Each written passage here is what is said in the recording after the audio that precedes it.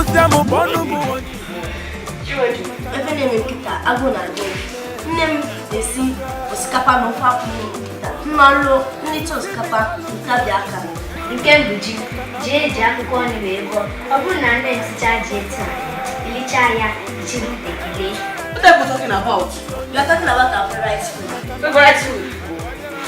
One is fried rice. One green fried Jane Orana. Nke na-amasị gị.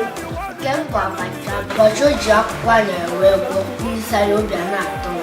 What are you talking about? Can't you speak English? English somebody will understand. You people only Igbo. Hapụ ya, oge ọbụla na-akọgharị ya. Ọwụkwa nke ị na-aghọta. Igbo onye Igbo. Nne gị na nna gị bụ ndị Igbo. Ofu ụbọchị anyị ji asụsụ Igbo lee gị na Lagos ya.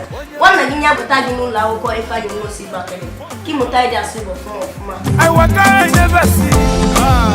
Beautiful people. Anyuwamaka. Abu onye Igbo. Ifusiamo bono mu onye Igbo. Maka na abu onye Igbo.